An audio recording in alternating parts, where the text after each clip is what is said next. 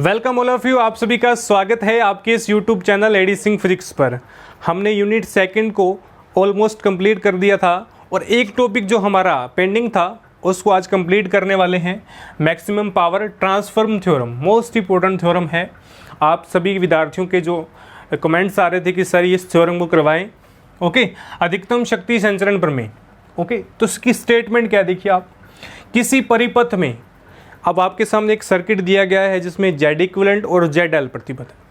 अब वो कह रहा है किसी परिपथ में लोड प्रतिरोध तथा स्रोत की आंतरिक प्रतिबाधा परस्पर क्या हो, कॉन्जुगेट हो, संयुग्मी हो, तो स्रोत से लोड को क्या की जा सकती है, संचरित शक्ति का मान अधिकतम होता है। यानी हम जो मैक्सिमम पावर ऑफ ट्रांसफर कर सकते हैं यदि हमारे पास क्या हो, इनपुट, हमारे पास क्या हो, जो लोड प्रतिरोध वह स्रोत की आंतरिक प्रतिबाधा परस्पर क्या हो, कॉन्जुगेट।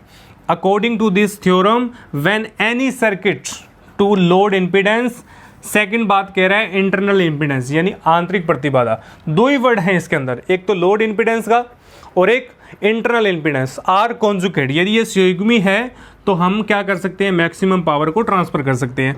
टू प्रूव, हमें प्रूफ क्या करना है, सबसे इंपॉर्टेंट बात देखिए क्या तो हमें प्रूफ क्या करना है, सबसे इंपॉर्टेंट बात, प्रूफ क्या करना है, Z L conjugate Z equivalent, यदि जेड एल किसके इक्विवेलेंट हो, जेड इक्विवेलेंट कॉन्जुगेट के, और Z equivalent conjugate Z L के हो, यदि हम ये चीज़ को प्रूफ कर दें तो हम मैक्सिमम पावर को ट्रांसफ़र कर सकते हैं।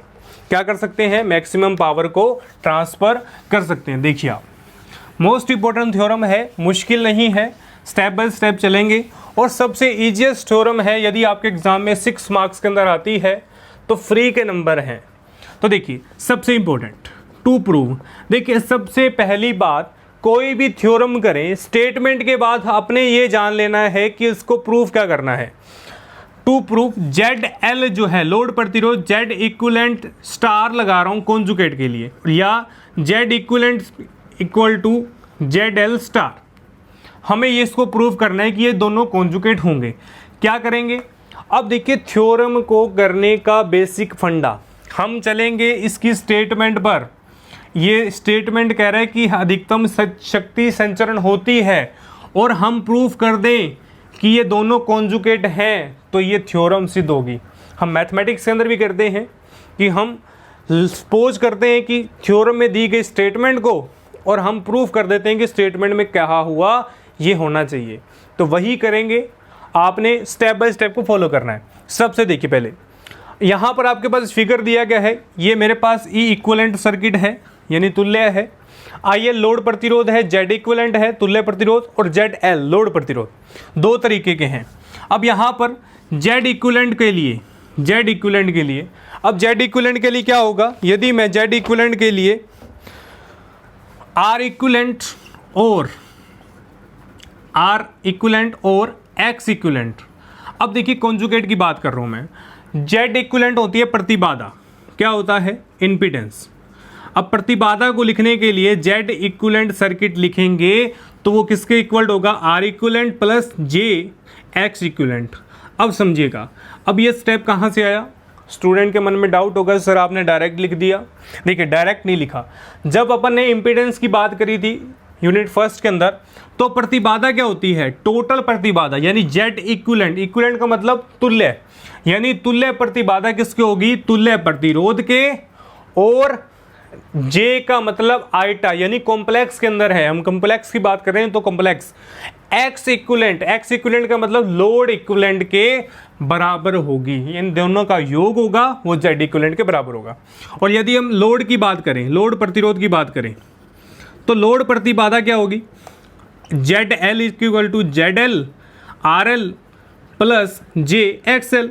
सिंपल सी बात कि यदि हमने जेड इक्विवेलेंट कैलकुलेट किया तो आर इक्विवेलेंट और आर एक्स इक्विवेलेंट के बराबर है तो लोड भी किसके बराबर होगा, आर एल और एक्स एल के, सिंपल।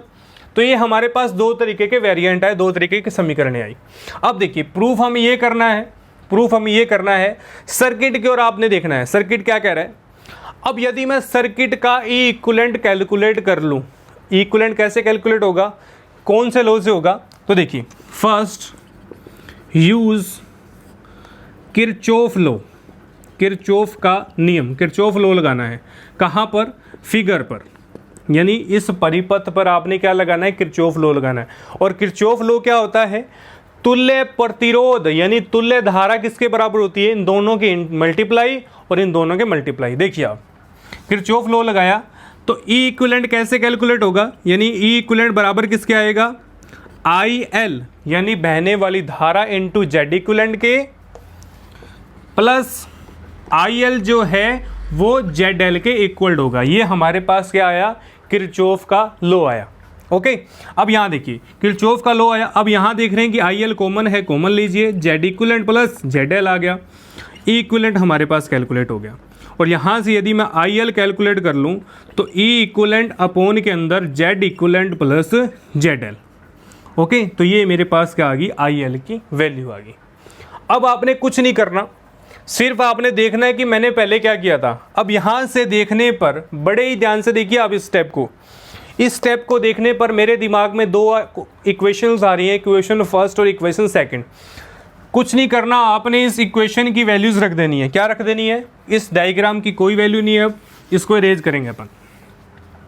बस बहुत सिंपल थ्योरम है, चुटकियों में करेंगे। अब देखिए आई एल मेरे पास आ गया जेड ई इक्विवेलेंट अपॉन के अंदर क्या है, R equivalent Z equivalent plus Z L. Okay, और समीकरण 1-2 से मेरे पास जेड इक्विवेलेंट भी और जेड एल भी है, वैल्यू रखिए आप।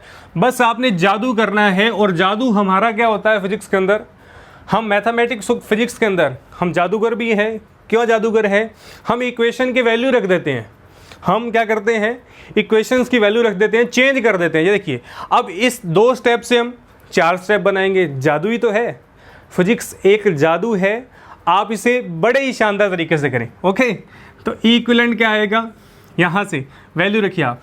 अब इंपॉर्टेंट बात, अब जब भी आप वैल्यू रखें तो ब्रैकेट लगाना मत भूलिए, क्योंकि ब्रैकेट से क्या होता है, मिस्टेक की संभावना नहीं रहती। अब देखिए ब्रैकेट लगाना कोई बड़ी बात नहीं है, परंतु मैं सभी को सलाह देता हूँ कि ब्रैकेट जरूर लगाएं। अब देखिए ब्रैकेट लगाने से क्या होगा, एक तो यदि यहाँ पर माइनस का चिन्ह होता, माइनस का निशान होता, तो यहाँ पर मैंने ब्रैकेट ना लगाया होता तो एक टर्म क्या हो जाती, गलत हो जाती। तो प्लीज़ आप ब्रैकेट का यूजेबल करें, आप आदत डालें ब्रैकेट डालने की। ओके, अब आई एल आ गया मेरे पास, आई एल की वैल्यू आ गई। अब यहाँ तक समीकरण मेरी बनी 4, ये 3 थी और ये 4। अब देखिए, अब इसकी स्टेटमेंट की ओर जाइए, कह रहा है अधिकतम शक्ति संचरण पर में। अब शक्ति की बात कर रहा है, किसकी बात कर रहा है, शक्ति की, पर यहाँ पर पावर की बात कर रहे हैं। और पावर का फॉर्मूला हमें पता है, हमें बचपन से पढ़ते आ रहे हैं, P बराबर आई स्केयर आर, P बराबर आई स्केयर आर। और यहाँ लोड की बात कर रहे हैं तो P बराबर I L square R L. बड़ा ही सिंपल है, क्योंकि हम बचपन से पढ़ते आ रहे हैं पावर का फॉर्मूला। ओके, और मेरे पास आई एल की स्क्वायर नहीं है, स्क्वायर कर लेंगे और आर एल जोड़ देंगे, तो P की वैल्यू क्या आएगी। अब P की वैल्यू के लिए मुझे आई एल कैलकुलेट करना है, तो आई एल का पहले लीजिए मोड, क्या लेंगे, मोड। तो मोड लेंगे ई इक्विवेलेंट का मोड, और यहाँ पर mod R equivalent plus J X equivalent plus यहाँ पर क्या आ जाएगा, R L plus J X L का मोड। ओके, स्क्वायर करेंगे, आई एल की स्क्वायर आ जाएगी, ई इक्विवेलेंट की स्क्वायर। अब देखिए पॉजिटिव आएगी तो पॉजिटिव रखेंगे, क्योंकि मोड का मतलब ही पॉजिटिव होता है। और यहाँ क्या आ जाएगा, R equivalent plus J X equivalent की स्क्वायर, प्लस में अंदर क्या आ जाएगा, R L plus J X L की स्क्वायर। ओके, तो ये मेरे पास आ गया, आई एल की स्क्वायर आ गई। अब P की वैल्यू कैलकुलेट करनी है, P इजिकल क्या होगा, आई एल की स्क्वायर आर एल। तो बस मल्टीप्लाई करना है किसका, यहाँ पर P की वैल्यू आ गई मेरे पास, E equivalent R L upon के अंदर same step, R equivalent plus J X equivalent की स्क्वायर प्लस के अंदर R L plus J X L की स्क्वायर। तो ये मेरे पास आ गई शक्ति की वैल्यू। क्या आ गई, शक्ति की वैल्यू। अब हम शक्ति तक पहुंच गए, परंतु एक वर्ड रह गया हमारा, एक वर्ड रह गया, कौन सा, अधिकतम वाला, मैक्सिमम वाला। हम उसकी ओर भी मूव करेंगे। यहाँ तक क्लियर है सभी बच्चों को, यहाँ तक का पोर्शन सबको क्लियर होना चाहिए। ओके, तो P is equal to equivalent R L X R equivalent plus J X equivalent R L plus equivalent. Okay, अब इंपॉर्टेंट बात देखिए, अब किसी परिपथ में जो धारा होती है वो अधिकतम होती है, यानी कि परिपथ के अंदर किसी सर्किट के अंदर क्या होती है, मैक्सिमम धारा बहती है। क्या होती है, मैक्सिमम धारा। हम ये तो नहीं कहते कि इसके अंदर मिनिमम धारा है, वो अपनी एफिशिएंसी के अकॉर्डिंग मैक्सिमम धारा बहती है।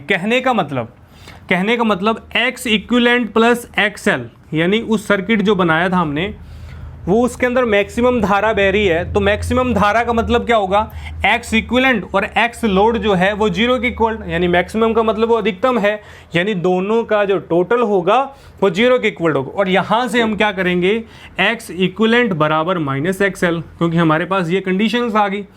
अब क्या करना है, इस कंडीशन को समीकरण जो हमारी कौन सी है, 5 नंबर समीकरण है, समीकरण 5 में क्या करेंगे, पुट करेंगे। कौन सी कंडीशन को, दिस कंडीशन को ए इक्वेशन मान लेंगे। ओके, तो पुट करेंगे, P इक्वल टू कितना आ गया, E इक्वलेंट की स्क्वायर आर एल अपॉन के अंदर X equivalent R equivalent plus J X equivalent. अब बड़े ध्यान से देखिए आप इस स्टेप को। अब वो कह रहे हैं कि एक्स इक्विवेलेंट की जगह एक्सएल कीजिए या एक्सएल की जगह एक्स इक्विवेलेंट कर दीजिए, दोनों में से कोई कर दें, कोई फर्क नहीं पड़ता। यहाँ मैं एक्स इक्विवेलेंट को एज इट इज पढ़ा रहने देता हूँ, प्लस आर एल प्लस जे। अब वो कह रहे हैं कि माइनस का क्या करना है, एक्स इक्विवेलेंट करना, तो यहाँ माइनस का एक्स इक्विवेलेंट की स्क्वायर। अब जब इसकी स्क्वायर खोलेंगे तो ये वाला पोर्शन और ये वाला पोर्शन क्या हो जाएगा, कैंसिलेशन, और 2ab वाला भी पोर्शन कैंसिलेशन हो जाएगा। बड़े ध्यान से देखना आपने। अब यहाँ स्क्वायर करेंगे तो क्या होती है square, A square plus B square plus 2ab, और यहाँ एक प्लस का आएगा और माइनस का 2ab। यहाँ देखिए, अब ये दोनों चीज़ें सेम है, यहाँ दोनों चीज़ें सेम है, सेम होने के कारण अब जे स्क्वायर क्या होगा, जे स्क्वायर। अब यहाँ पर बहुत से स्टूडेंट मिस्टेक करते हैं। देखिए, अब जे स्क्वायर आएगा तो जे स्क्वायर होता है माइनस का 1, तो यहाँ एक माइनस का आ जाएगा, माइनस का आते ही हमारे पास ये दोनों कैंसिल, ये दोनों कैंसिल, तो बचने वाला ए स्क्वायर और ए स्क्वायर। तो मेरे पास क्या बचने का, आर इक्विवेलेंट और आर इक्विवेलेंट। आप करके देखिएगा, ना क्लियर आए तो मुझे कमेंट बॉक्स में ज़रूर बताइएगा। छोटा सा होमवर्क दे रहा हूँ, स्क्वायर है, करने तो मैं भी कर देता, परंतु आप सीखेंगे कब, जब आप करना सीखेंगे। ओके, तो P की वैल्यू मेरे पास आ गई, P की वैल्यू मेरे पास एग्जैक्ट आ गई। कहाँ पर, जब हमने अधिकतम की बात करी। अब वो कह रहे हैं कि अधिकतम शक्ति की बात कर रहे हैं। अब कभी भी फिजिक्स के अंदर, फिजिक्स की बात करूं तो हम जब अधिकतम वर्ड लगाते हैं, मैक्सिमम वर्ड लगाते हैं, तो हम वहां पर क्या कर देते हैं, डिफरेंशियल कर देते हैं, और डिफरेंशियल की वैल्यू जिसके रिस्पेक्ट कर रहा है उसकी वैल्यू किसके बराबर आती है, 0 के। अब इंपॉर्टेंट बात आपने याद रखनी, आप ये डेरिवेशन करें या आपने स्टैटिक्स के अंदर करें या कोई भी आने वाले सालों के अंदर आप कोई भी डेरिवेशन करें, तो आप एक बात याद रखें, जब भी अधिकतम वर्ड दिया गया हो, क्या दिया गया हो, अधिकतम, मैक्सिमम, मैं फिजिक्स की बात कर रहा हूँ, तो मैक्सिमम वर्ड दिया गया हो, हमें उस चीज़ को मैक्सिमम प्रूव करना हो तो आप डिफरेंशियल कर दीजिए जिस रिस्पेक्ट आपने करना है। ओके, यानी dp अपॉन DRL जो है, और यदि मैं डिफरेंशियल कर 0 के बराबर पुट कर दूं तो मेरा ये सारा का सारा रिलेशन क्या हो जाएगा, मैक्सिमम हो जाएगा, अधिकतम हो जाएगा। ओके, यानी मैक्सिमम पावर हमें करना है। हमने यहाँ से शक्ति उठाया, हम यहाँ से क्या उठा रहे हैं, मैक्सिमम पावर उठा रहे हैं। तो करिए आप, डिफरेंशियल करना है RL के रिस्पेक्ट, डिफरेंशियल करेंगे तो यहाँ पर डिफरेंशियल के लिए बड़े ध्यान से करना आपने, DRL dp DRL। अब देखिए, RL के रिस्पेक्ट कर रहे हैं तो क्या होगा, E इक्विवेलेंट की स्क्वायर R, यहाँ पर R इक्विवेलेंट प्लस RL की स्क्वायर। RL से RL कैंसिल हो जाएगा क्योंकि DRL अपॉन DRL ये कैंसिल हो जाएगा। फर्स्ट स्टेप, माइनस का 2 E इक्विवेलेंट की स्क्वायर RL, यहाँ पर क्या आ जाएगा, R इक्विवेलेंट प्लस RL की क्यूब। क्यों, 2A अपॉन के अंदर इसकी क्यूब, यानी 2A प्लस 1। ओके, तो बड़े ध्यान से आपने इंटीग्रेशन करना है, डिफरेंशियल करना है आपने, बड़े ध्यान से।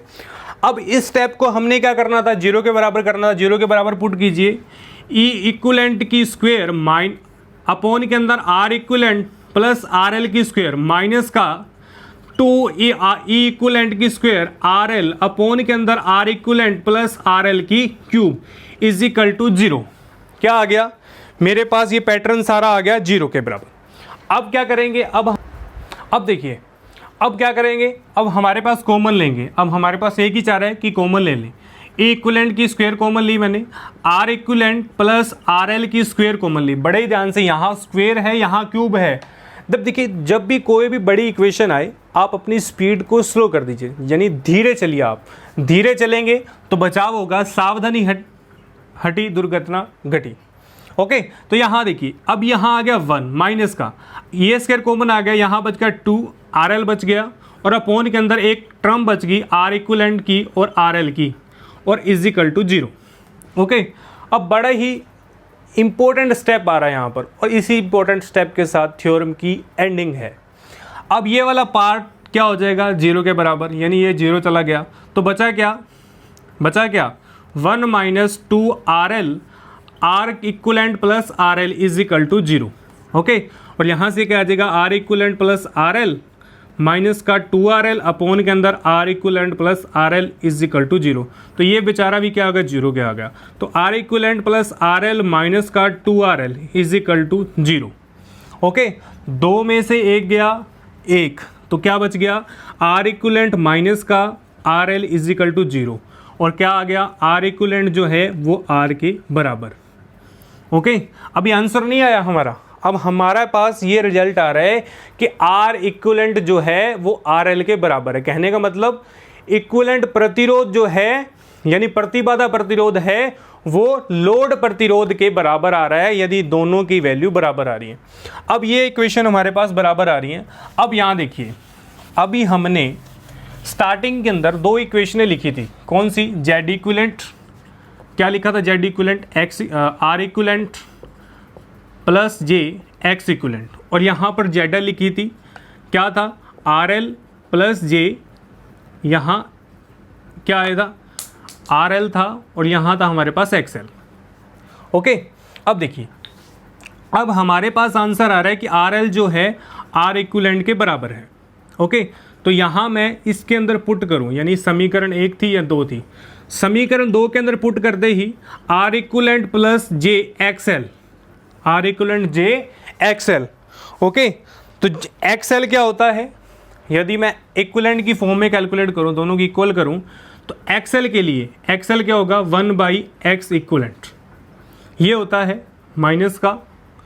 ओके, तो यहाँ पर क्या आ जाएगा मेरे पास, या अपन इसको ऐसे लिख दें कि माइनस का x इक्विवेलेंट, ये हमारे पास कंडीशंस आती हैं। तो जेड एल क्या आ जाएगा, आर इक्विवेलेंट माइनस का जे एक्स इक्विवेलेंट, और ये किसके बराबर है, जेड इक्विवेलेंट के, यानी इसका कॉन्जुगेट क्या होगा। अब देखिए कॉन्जुगेट को समझिए, पहले कॉन्जुगेट क्या होता है। अब मैंने कॉन्जुगेट कर रहा हूँ, आपके माइंड में कॉन्जुगेट की बात नहीं आएगी तो क्या बनेगा, बात नहीं बनेगी। कॉन्जुगेट होता है, यदि मैंने a प्लस बी लिखा है, यानी मैंने a प्लस आइटा बी लिखा है, तो इसका कॉन्जुगेट क्या आएगा, a माइनस आइटा बी आएगा, a माइनस आइटा बी, और ऊपर क्या लग जाएगा, स्टार लग जाएगा। स्टार का मतलब मैंने इसका कॉन्जुगेट लिया है, संयुग्मी लिया है, तो समझिए, यानी a प्लस आइटा बी लिया है तो उसका कॉन्जुगेट आएगा माइनस वाला, माइनस आइटा बी। उसी तरीके से जेड इक्विवेलेंट का कॉन्जुगेट कितना आएगा, Z equivalent star R equivalent minus का जे एक्स इक्विवेलेंट, और मेरे पास क्या आ रहा है, उसका कॉन्जुगेट आ रहा है। तो कहने का मतलब जेड इक्विवेलेंट किसके बराबर है, जेड एल कॉन्जुगेट के। हम कहाँ से चले थे, हम थ्योरम की स्टेटमेंट को लेकर चले थे, और हमें प्रूफ करना था जेड एल किसके इक्वल हो, जेड इक्विवेलेंट के कॉन्जुगेट के। और हमारे पास ये फील्ड आ रही है, तो हम क्या कह सकते हैं यहाँ से, हम कह सकते हैं कि यदि मेरे पास आंतरिक प्रतिबाधा हो और लोड प्रतिबाधा हो, दोनों क्या हो, कॉन्जुगेट हो, तो हम क्या कर सकते हैं, मैक्सिमम पावर को ट्रांसफ़र कर सकते हैं। क्या कर सकते हैं, मैक्सिमम पावर को ट्रांसफ़र कर सकते हैं, अधिकतम शक्ति को संचरण कर सकते हैं, और यही हमारी थ्योरम का बेसिक पार्ट था। ओके, तो मुश्किल नहीं है, स्टेप बाय स्टेप चलेंगे तो बड़ा ही इजी है, और इंटरेस्टिंग थ्योरम है, इंटरेस्टिंग थ्योरम है। और यदि एग्ज़ाम के अंदर आती है तो 6 मार्क्स आपकी मार्कशीट के अंदर छपने वाले हैं। ओके, तो मेरी आशा है कि इस थ्योरम को देना चाहिए ताकि बच्चे आसानी से कर पाएँ, और ये मोस्ट इंपॉर्टेंट थ्योरम है। ओके, तो आज के लेक्चर में हमने थ्योरम को पढ़ा, आप इसकी स्टेटमेंट को लास्ट के अंदर लिख सकते हैं, और आपको पेपर कैसे करें। देखिए बहुत से स्टूडेंट सारे क्वेश्चंस करके आते हैं, प्रॉपर करके आते हैं, परंतु सारे क्वेश्चन सही भी करके आते हैं। यानी 45 मार्क्स का अगर एग्ज़ाम है तो 45 में से सारे कोई क्वेश्चन 42 का करके आता है, कोई 43 का। सर मेरे 43 नंबर आने चाहिए थे, परंतु मेरे नंबर आ रहे हैं 32, 36 या 28, 30 तक। क्यों? आपने क्वेश्चंस किए परंतु क्वेश्चंस को करने का पैटर्न गलत है, आपने क्वेश्चन को सल्टा दिया। अब इस थ्योरम के अंदर आपने एक बात लिखनी है कि मैक्सिमम क्यों किया, अधिकतम लिखें, आप लाइन लिखें, आप हवा में ना लिखें कि मैंने हवा में लिख दिया कि यहाँ मैंने एक स्टेप लिखा था। कौन सा स्टेप? एक्सएल, जो मैंने लिखा था एक्सएल जो है वो एक्स इक्विवेलेंट के बराबर है, हवा में लिख दिया था 0। आप यदि हवा में लिख देंगे तो एग्जामिनर को क्या क्या पता लगेगा कि दोनों के बराबर लिखा है। आप उसको बताएं, आप एग्जामिनर को बताएं कि किस तरीके से कहां पर मैंने इस स्टेप का यूजेबल किया, कौन सी समीकरण का कौन सी फील्ड के अंदर यूज किया। यदि आपका एग्जामिनर पढ़े भी इस डेरिवेशन को तो उसे पता लगना चाहिए कि स्टेप बाय स्टेप बच्चे ने काम किया है। ओके, तो इसी आशा के साथ आज का लेक्चर मैं समाप्त करता हूं। ओके, तो आज के लेक्चर में सिर्फ इतना ही, और आप इस वीडियो को लाइक ज़रूर करेगा, और यदि मेरे चैनल पर आप नए हैं तो सब्सक्राइब करना मत भूलें, बेल आइकन को प्रेस करना ना भूलें, और मुझे आप अपने सुझाव कमेंट बॉक्स पर ज़रूर दें। बहुत से स्टूडेंट्स हैं वो लगातार वीडियोस वॉच कर रहे हैं, वो लगातार देख रहे हैं, उनका हार्दिक धन्यवाद। और आप इस चैनल के माध्यम से सभी बीएससी के जितने भी स्टूडेंट्स हैं सारे के सारे लाभ उठावें। आने वाले एग्ज़ाम के अंदर आपको 100% जो सिलेबस है वो मिलने वाला है इस चैनल पर।